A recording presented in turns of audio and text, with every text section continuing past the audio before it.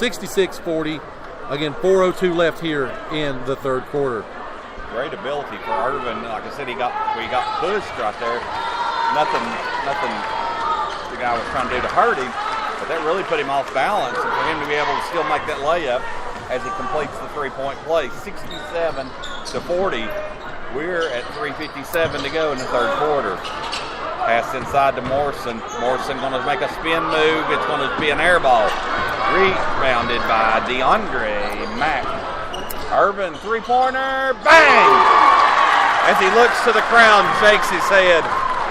18 points in the quarter. He had 15 at halftime. Struggled in the first half. Able to come out of his shell in the third quarter. 33 points for him. 33 points for Dean in the ball game. 70-44. 70-44 in the third quarter. Great move by Science Hills. They take the ball in on a layup. All right, Chris, who ends up with more points, Dean or Irvin? I'm going to say Irvin. Again, both of them have 33 points. As Hicks tried to make a give and go pass, twice we tried to get the ball to Irvin, and pass was knocked away. 2 turnovers right there. Science Hill making a little bit of a run where we have a few of our subs in. As Dean loses the ball again, there's going to be a foul called on Sally.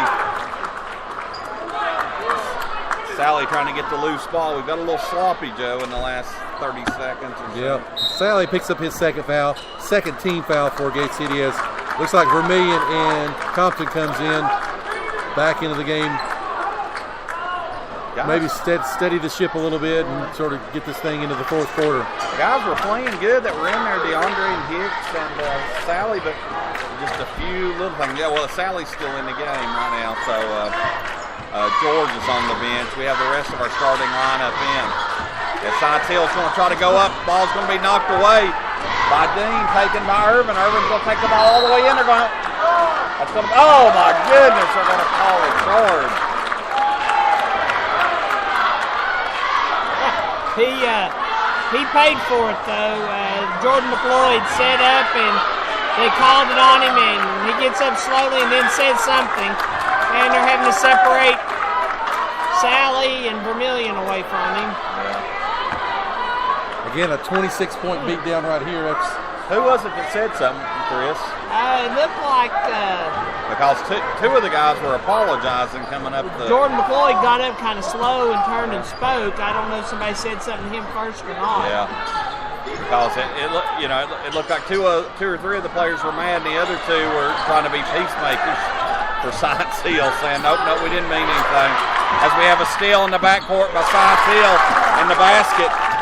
Give that to Phillips. Give that one to Phillips this time. As Dean, a lot of contact. No foul behind the back pass. He's going to take it all the way. It's going to be stripped. And it's going to be Gate City ball. This game's getting really physical, guys. 1:50 to go. 20-some point lead. Gate City doesn't need to get into a knockdown drag out here. They need to continue to play their offense, shoot the ball efficiently, and again get out of here with the win. And there's going to be another quick foul called. This time it's going to be on Single-Decker. Yep, you're going to get him with the third foul. Fourth team foul for Science Hill. I think it was the Arby's Classic we talked about this. Gate City, I think, is much more of a technical team, not necessarily the physical team, and they don't need to get sucked into playing Science Hill's physicality. You've got some of the parents from Science Hill yelling down at the coach's bench. As Joe, describe what happened right there. I was watching the parents yelling down at the coach. Hunter Phillips picks up his third foul, 15 foul, as Irvin goes to the line again to try to complete another three-point play. But basically, Irvin took the handoff, drove in, put the layup up, and was fouled. Kind of the story of the third quarter. You know, Chris, you talked about Dobbins-Bennett beating Science Hill twice by 10. Yes, they did. And then you talk about Gate City now hammering. You know, I'd like to see the Indians again on a kind of another neutral court between Gate City. Well, I was actually just sitting here thinking about that, and the difference is Dean. Dean was pretty cold when they played Dobbins-Bennett, and it very well could be a different game if they played again. And Foreman was playing one of the best games he's played all year. As we've had a lot of contact, not any scoring, guys, but again, the game's getting physical. A lot of bumping and banging. Ended up having a change of possession. But what I was saying is, we're so close that the teams sit down literally on the bench here. For those of you that might not have ever, I'm sure most of you's been here, but the fans are getting a little testy with some of the coaches' decisions. As there's a block. Niceness. Says, no, Mr. Morrison, not in our neighborhood. As Dean fakes, the three-pointers get give and go to Irvin. Irvin passes over to Vermillion in the corner, back to George. Three-pointer. Bang! Bradley Dean. Excuse me, Compton on the assist. Compton on the assist. Dean on the three-pointer. 76-46. Little. Wow. Yeah. Some of these times you just want to say, As Morrison now has picked up his 4th foul, 6th team foul. Next one gets him into the bonus. 76-46, 27 seconds to go.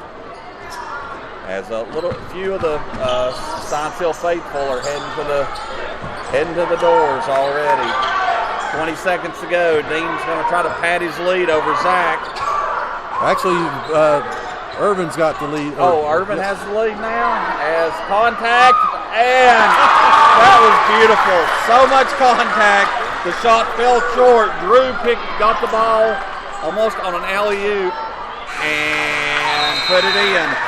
Let's score that as a pass and not an air ball. Yeah, give him an assist. 78-46. Let's end this third quarter and go to the fourth. We'll take a break. You're listening to the home of Blue Devil Sports. This is Gate City Sports Radio.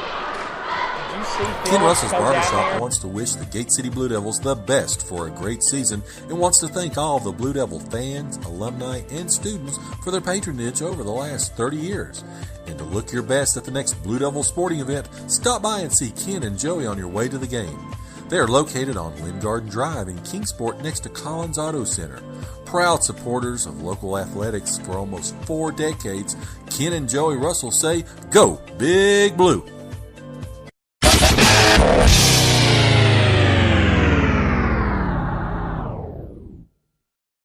And we're back here. Start the fourth quarter, 78-46. Gate City has exploded, and it's been ugly.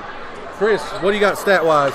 Got Gate City right now with 19 rebounds compared to actually 19 for Science Hill. There's not been a lot of rebounds in this game because Gate City's not giving them the opportunity to do so. And you take a look at some of the scoring. My goodness sakes, as what just happened out there? I'm really not sure. Thought maybe they really appreciated my stat work. No, they gave a warning to both teams about making sure they stayed in the coaching box and making sure that one coach stayed upright. And I think trying to keep the game under wraps here in the fourth quarter. As three-pointers no good by Science Hill, rebounded, and there's going to be a quick foul on Hicks. Hicks, who started the fourth quarter, is going to be fouled. So you're saying they did not appreciate my stat work? No, I think they appreciated it. That one's going to be on Shingledecker. That is going to be his 4th foul, 17th foul, putting Hicks on the line. So that's a quadruple Shingledecker. Hicks yet to score. I don't think Hicks He'll be has the new scored. special Nope. at the campus. He's shooting the entire fourth quarter. Hicks makes his first one. Nice shot by Jacob Hicks. Jacob's getting a lot more playing time as the season goes on. As he makes both of them, give Hicks 2. Give Gate City 80 points. 80-46. Three-pointer by Science Hill, good. Miller with the shot. Number 23, Miller. Bradley Dean across the timeline. Brad's going to take it. Mr. Dean, and he's going to miss the little floater, rebounded by Science Hill. You know, that last three-pointer by Dean, gives him 36. Zach now has 36. He's actually caught back up. The tie is on. Contact inside, a lot of rebounding. And Science Hill's going to end up making the shot, and they're going to call a quick timeout. Basket was by Messimer, and 30-second timeout. Yep. So both players, Zach and Dean, has 36. Yep, 36. And then you've got 6 points, which gives us 80. So they've got 72 of the 80 points. And I think I'm missing two. Uh-oh. Mr. Sally jumped in there. Nice nuts. Would it be selfish of me to say that I'd like to see 100 points tonight? No, it would not. Because it's going to be a great time at the Carr House tonight. Zach triple team, but he gets the ball back. He's going to take it in. There's two more. 82-51. It's 38-36. Zach Irvin over Bradley Dean. Block. Another block by David George. Compton with the ball. The Dean. Dean's going to take the ball this time. Dean's going to go up. Tied again. 38-38. Dean Irvin. Give Gate City 84 points. And another ball knocked out of bounds by George. What you have to really like is Gate City still contesting every single shot. There's not a single shot. And, we talked about that in the pregame. Being able to dominate inside, being able to contest those shots. Great job so far by Gate City. These guys have come to play tonight. Basket good, Science Hill. Phillips with the basket. Irvin trying to get the ball in, which he does. Gets it into Compton. Compton back to Irvin. Irvin's going to run the point as he comes across. Back to Compton. Back to Irvin. Way up front. Irvin's going to take it. Irvin's going to get bumped. He's going to miss. George tries to follow, and he's not going to make it. As I was looking, Irvin's slow to come back to court, but he's okay. Behind the back pass by Science Hill. It's going to be blocked, but they're going to call a foul. Nice behind the back pass when you're down. Bradley Dean picks up his third foul. 5:37 left. 84-53. 16 points away from Chris's magical 100-point night.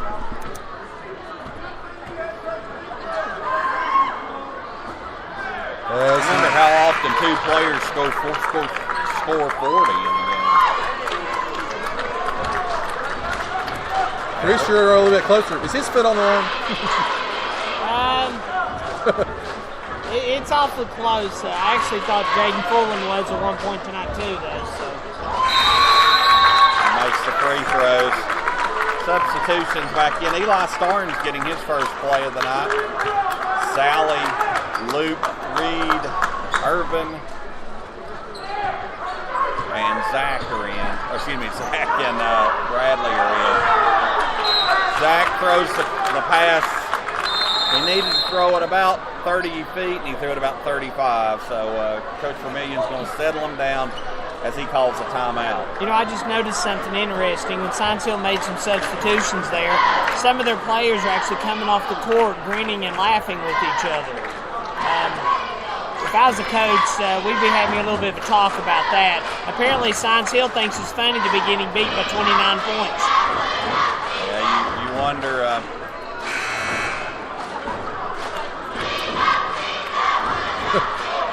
I have nothing to add to that. 84-55, 5:29 left, 17 fouls. Again, Gate City shooting 1-1 the rest of the way. Irvin wanted him I think he wanted a break right there because, again, he did hit pretty hard down there underneath the basket on that last possession. But, again, he's staying in the ball game. 5:26 left as they inbound the ball. Here comes Science Hill. 84-55. Again, Science Hill's ended up putting up a lot of points tonight. Give another 2 points. That's going to be Morrison who's checked back in as Starnes runs the point. 84-57.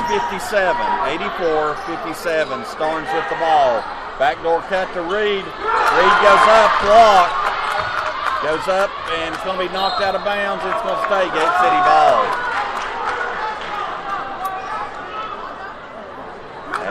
Luke went up, tried to do the reverse layup, and he was denied by Science Hill. Luke Reed has the ball. He gives it back to Dean. Dean's going to keep the ball up front as he goes right by Zach.